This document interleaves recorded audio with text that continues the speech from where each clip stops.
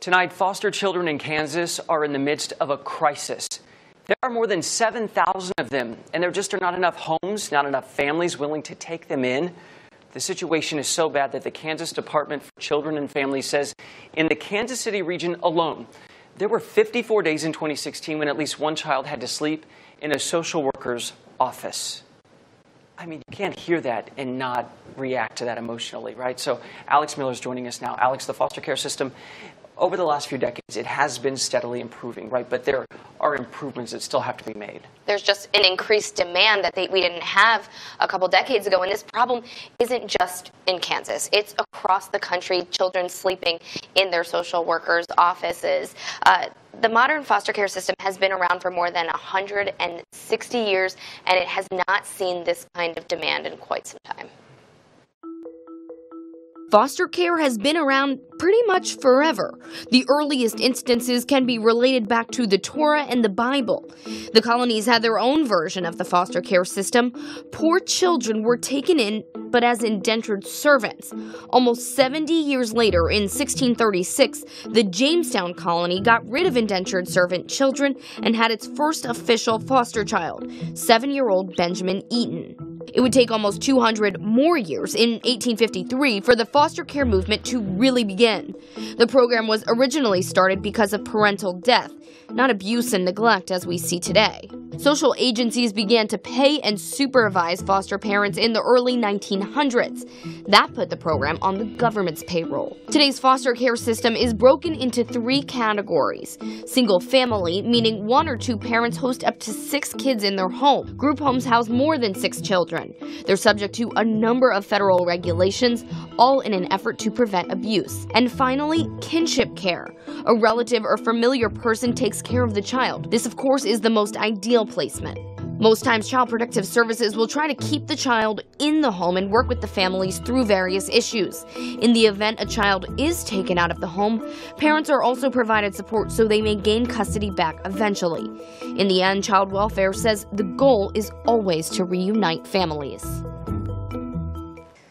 So we have this problem with demand, and I talked to Kathy Ledesma, she's from Adopt US Kids, about why this demand is so high and how communities can work within themselves to fix the problem. So the number of children looking for homes has spiked in recent years. Can you explain a little bit about why that is? Every news media outlet really has raised public awareness about the opioid crisis in the United States. We're seeing increased numbers of very young children, babies, come into foster care because of that opioid crisis. In addition to that, we have a number of older youth who come into care, and they tend to stay longer in care because it's more difficult to find families for them on a permanent basis. There's also an issue with retention. Some people don't want to continue being foster parents after, a certain amount of time. Why is that? The majority of foster parents who cease being foster parents is for a very good reason. And it's because they adopt the children that they've been caring for.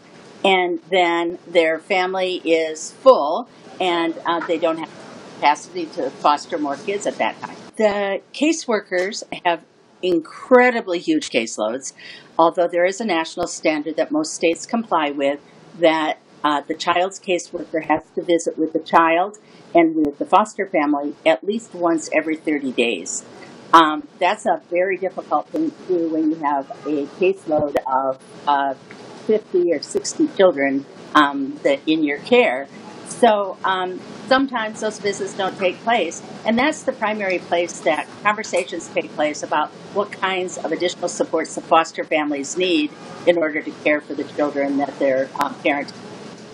So what can we do to fix it? I was reading about a specific case in Kansas where, in 2016 there were 54 days that children had to sleep in the social worker's office, but that wasn't just specific to Kansas, it was in a lot of other states across the country. How do you stop this from happening? The best thing that the public can do is to look around them.